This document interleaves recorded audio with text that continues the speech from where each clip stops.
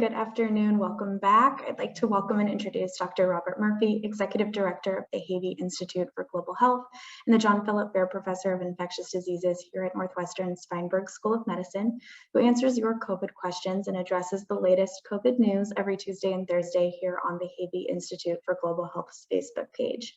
And today, Dr. Murphy will be answering viewer-submitted questions and addressing the latest COVID headlines through today, the 8th of March.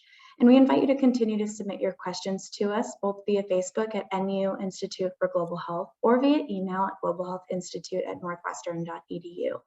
And leading the discussion again today is Sophie Piskowski, who is a student research assistant with the Institute. So Sophie, I now turn it over to you. Thank you, Kristen. Hi, Dr. Murphy. Morning.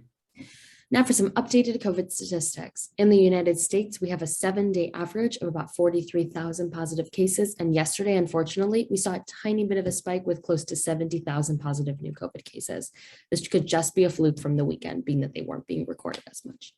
Booster shots are still under 30% rate in the United States. Hospitalizations and deaths are both decreasing significantly. And here in Illinois, we have a 7-day average of about 1,235 and also saw a little bit of a jump with 2,729 positive cases yesterday in the United States, in Illinois, I'm sorry. What can you tell us about, this tail that's going to zoop and it's like immediately decreasing? Do you think we're gonna see a little spike now? What are you seeing? Well, we didn't know how this Omicron wave was going to end. The other waves have come down slower, and they've had oftentimes what we call the tail of the wave starts to level out before it gets really low. So we didn't really know. In South Africa, where they've had very strong mitigation, national, everyone doing the same thing, they've had these peaks and then they come down to almost where they were at the beginning, which is very low. So, but it's very, very well defined. In the United States, it's been kind of rolling hills. So with Omicron, so many people got infected with Omicron. I mean, it was just an enormous number of people got Omicron, vaccinated and unvaccinated. The hospitals got filled up with the unvaccinated, but with a lot of vaccinated people got it. So we have a lot of immunity out there. So it's still going down rapidly. This is really great news, and it's why the mitigations have been lifted. Now, we don't know if these people that didn't get Omicron or the unvaccinated ones, if there's enough of them around to slow down that continued improvement, or if a new variant shows up. So it's all going to play out in the next couple of months, and we'll have the answer at that time. Yeah, no, absolutely. And now for our COVID headlines. Chicago schools to drop mask mandate on March 14th, and the teacher union vows to fight the change without collective bargaining. What can you tell us about what the politics that we're going to see take place in CPS schools? Well, the politics at CPS and other places, CPS has taken a very, very conservative position. The very highly protective position. It's defensible. However, all the states and cities have given up on these mandates. So it's politically difficult. And there's just some people that don't like it, whether there's data or not. But I think what will happen is what I said before. This whole thing will play out in the next month or two, and we'll see if these cases really do rise. So keep your mask handy. You may need it again. Same with CPS. They're gonna slug it out, I applaud them for at least thinking about it, and for trying to be more to err on the side of caution. Yeah, nobody really wants to wear a mask, but it isn't the end of the world wearing a mask. And, the stores and everything are open. So in one sense, it doesn't really make too much difference because, the kids are if they're in the class and they're wearing the mask, they're protected, then they walk out into the community. There's nobody wearing a mask now, or not too many. So we'll see how it plays out. But the answer is we'll see in the very near future. Yeah, no, absolutely. And for our second COVID headline, contradicting federal guidance, Florida will recommend against COVID vaccines for healthy children. I'm sorry, what does this mean, Dr. Murphy?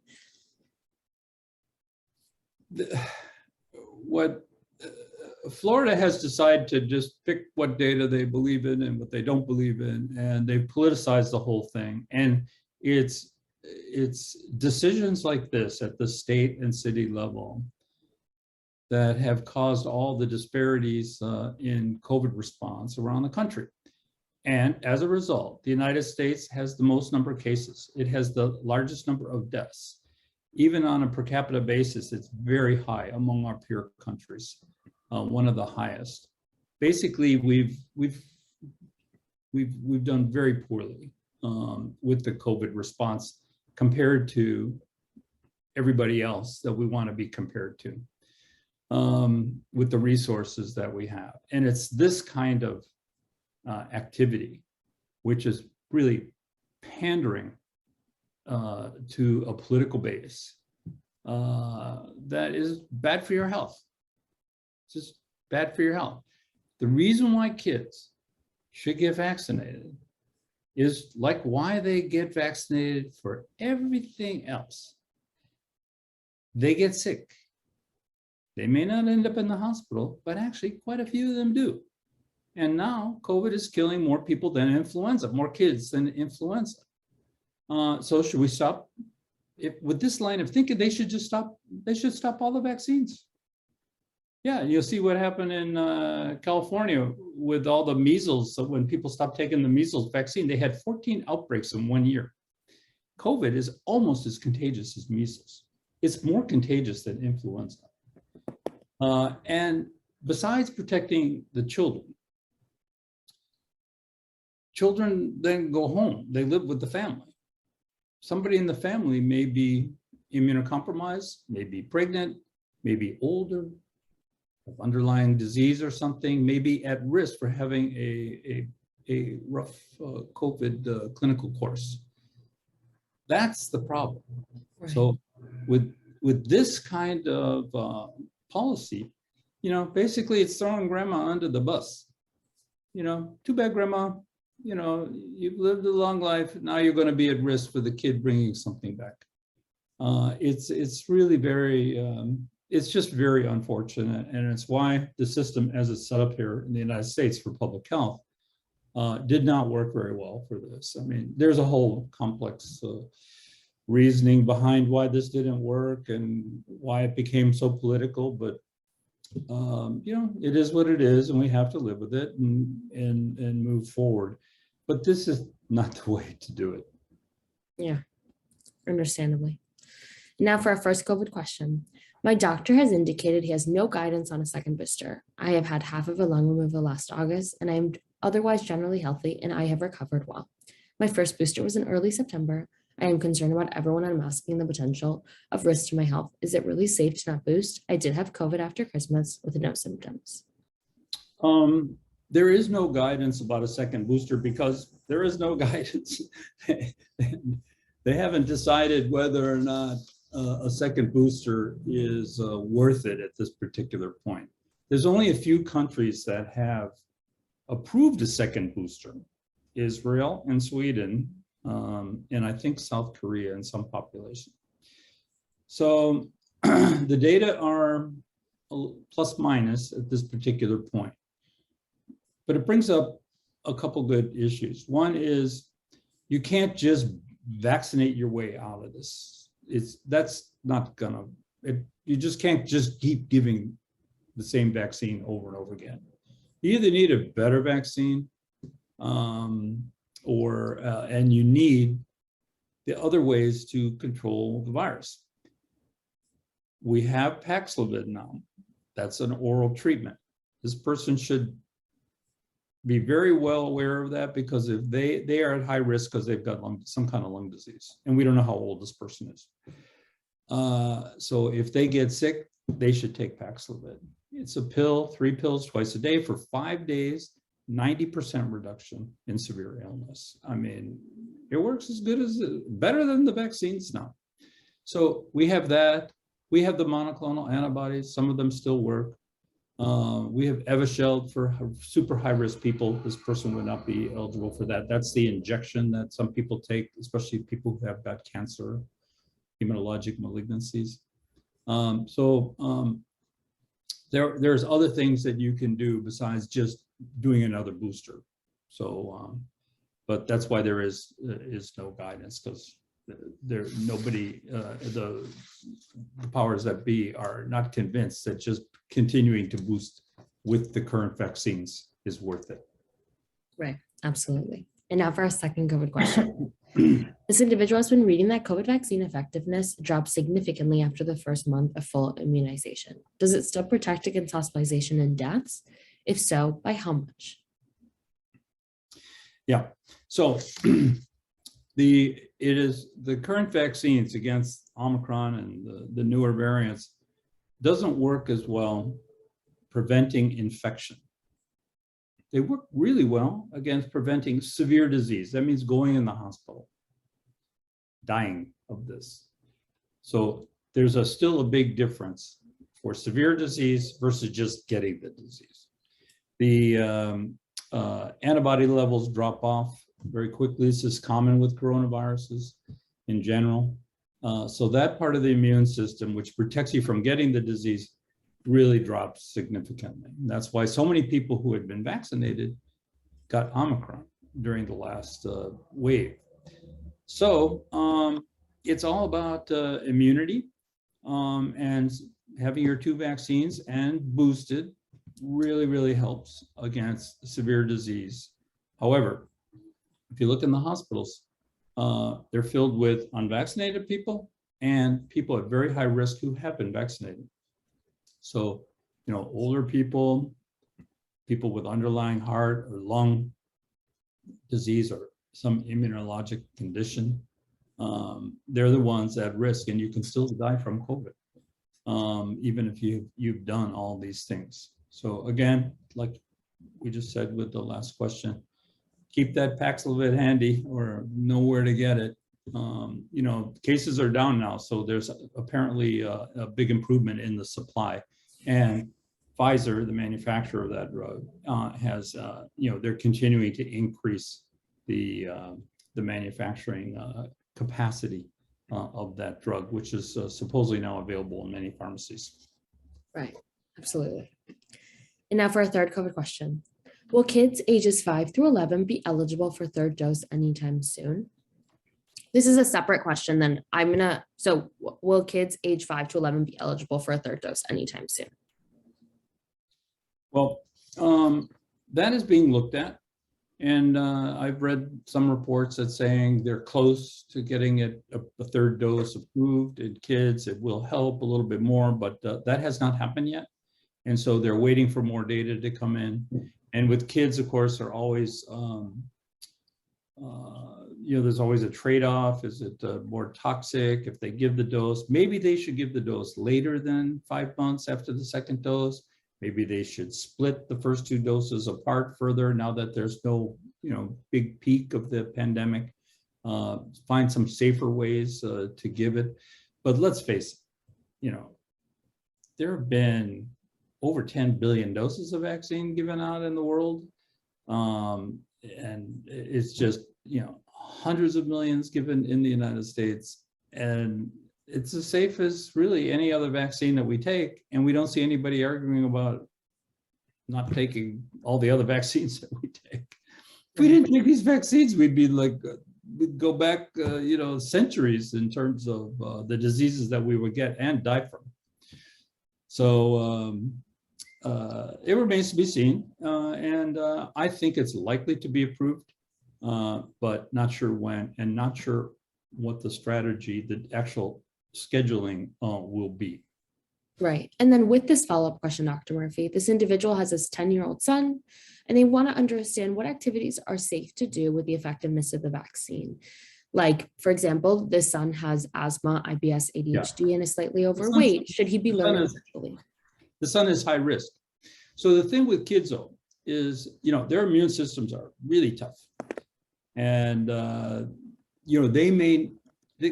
they may not need the booster at this particular point, or they may need it in a year from now. They may, we don't know. So that's being studied. And they're just being extra cautious. But yeah, this kid, when it comes to when a booster is approved, this kid definitely needs to take the booster. Wonderful. Now for our fourth COVID question. I'm a vocalist that performs here in Chicago and other venues across the nation. I've pretty much halted live performances since March of 2020. I'm older and also a caregiver for my mother who's in her 80s. Now that Chicago has dropped its mask and proof of vaccination requirements, do you feel it's safe for me to start performing in clubs? Well, there's an answer today, and there may be a different answer a month from now, because we don't know really now with all these. The mask thing just ended a week ago, and so we don't know what that impact is really going to have. Now, I think we can even look at places like Florida and Texas, which have given up on masks kind of all anyway. They're not having like any big wave now either. So they must have enough immunity there. So in a way, that's a good sign. But for today, this person is a little bit older, so they're somewhat at risk, and they're caring for a mother who's in her 80s, who's very high risk, and who knows if there's any underlying diseases. Every venue is different. Some of them are not that well ventilated in small rooms with lots of people. Now they're not going to be wearing a mask. They're not going to be checking for vaccine status at the door, which actually I think is a big mistake. I would much rather be in a place where everybody is vaccinated. I would feel much more comfortable. And the same is true for this person. But that's not the case. They're giving up on that. That's not happening in Europe. In Europe, to go anywhere, you've got to have your vaccine passport. They've given up that here in the United States. It's just, that's unfortunate. Mask, I can see you getting rid of, but not the vaccine. Giving up on the vaccines, I think, is, it just increases the risk. Now, this person, I would say, wait. Put this off and evaluate it every month and see what's happening out there. And if the cases do stay down and there's no big peaks and no new variants, then go back to work or be very selective in the venue that you are singing in, bigger places, more air circulation. People are paying attention to that stuff now. But I think for today, it would be safest just to sit tight for a little bit, for a month or two longer, and see what happens with the whole pandemic. Yeah, absolutely. Now for our fifth and last COVID question. This individual is in their 15th week of being pregnant. They are fully vaccinated and boosted. They received their booster right before they got pregnant. Should they still be wearing a mask everywhere they go? And how careful do they need to be around other people? This is a really good question, very common. So in pregnancy, pregnant women are more at risk and they have more serious disease and more problems with the pregnancy. That's a fact. And so I would put this person in that 30% of people who are at high risk in the population that should be wearing a mask when they go inside now, because we don't know who's vaccinated and now masks are optional and nobody's really checking anything. And so you're just out there. So I think to be on the safe side, anybody who's at high risk, including pregnant women, should wear a mask indoors like we've been doing.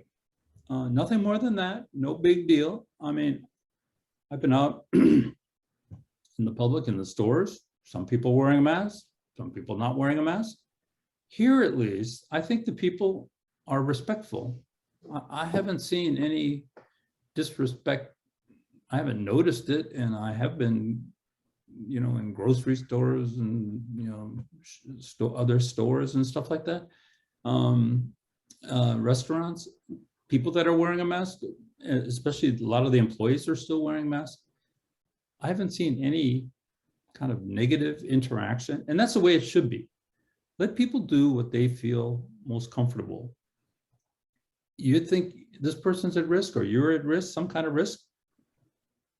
You're over 65 and over. Just wear a mask.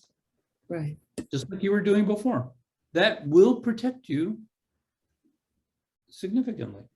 Right. Nothing's 100%, but that does reduce your risk significantly. So I think for now, the whole thing's not over yet, and it's all over the world, and it's in the animals now, and so it's everywhere. So we'll see how this really plays out in the near future.